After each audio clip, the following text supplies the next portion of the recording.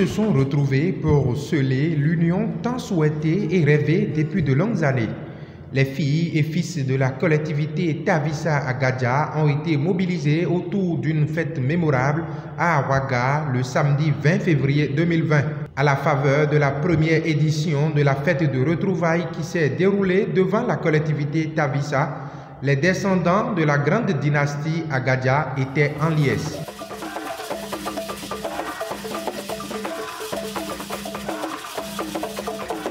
Paris gagné pour le comité d'organisation présidé par Sylvain Tavissa.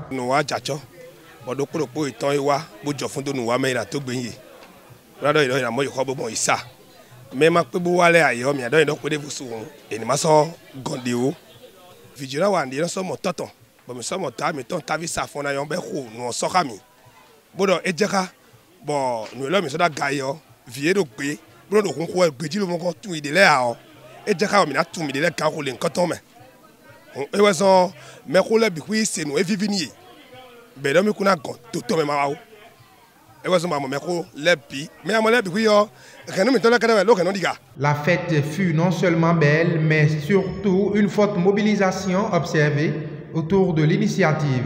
En témoigne la présence remarquée de toutes les représentations des différentes familles de la dynastie Tavissa à Gadja, détenant une parcelle de pouvoir.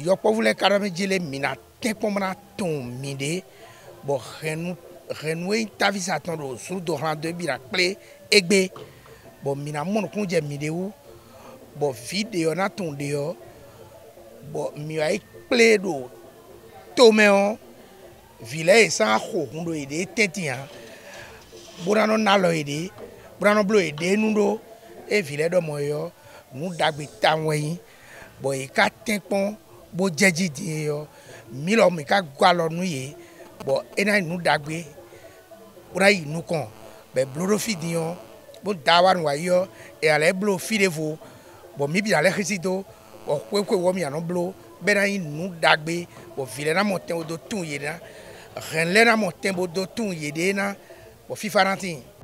De leur côté, les descendants de la collectivité Tavissa venus des régions du pays et de plusieurs pays de la sous-région refusent de se faire compter cet événement historique inédit. Les jours se suivent, mais ne se ressemblent jamais.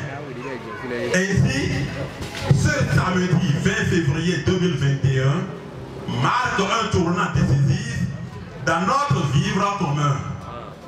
C'est pour la première fois dans notre histoire que les filles et les fils de notre collectivité Tavissa se retrouvent sous un même toit afin de discuter du bien-être et du bien-vivre de notre collectivité. Qu'est-ce que c'est si beau? Ovation pour nous tous d'abord.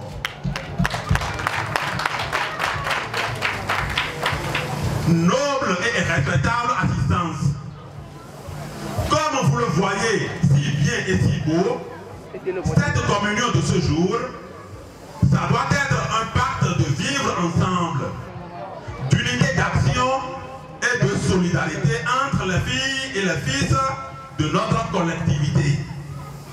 Cette retrouvaille doit mettre tout tiraillement, à toute division, et nous devons dès cet instant parler une seule langue.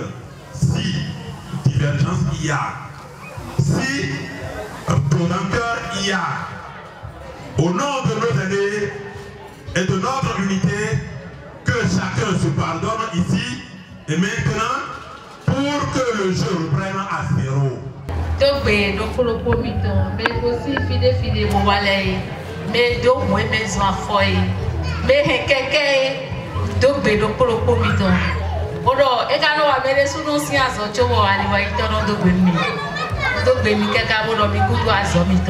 Ce moment inédit a été l'occasion pour l'assistance d'actualiser sa connaissance du patrimoine culturel immatériel et l'honneur est revenu au chef de la collectivité Tabissa Gadja de le mettre à jour, soutenu par Dag Papa.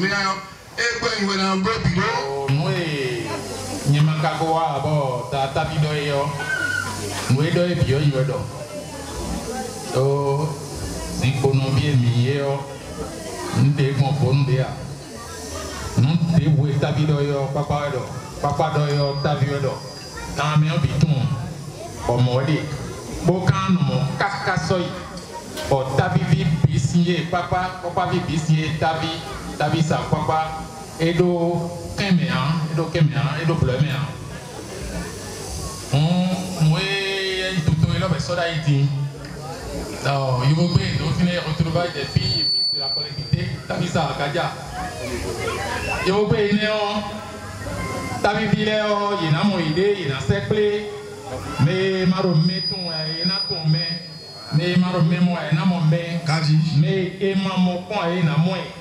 L'événement riche en animation a porté les griffes du club à Gotchebou à Domou.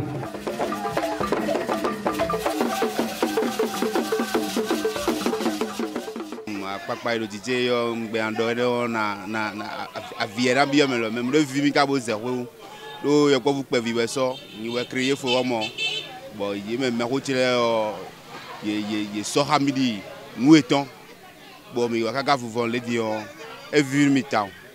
Les filles et fils de la collectivité Tabissa Gadja viennent ainsi de planter le décor de leur union et tous les regards sont désormais tournés vers la deuxième édition qui s'annonce déjà très belle au regard de la réussite de cette première édition.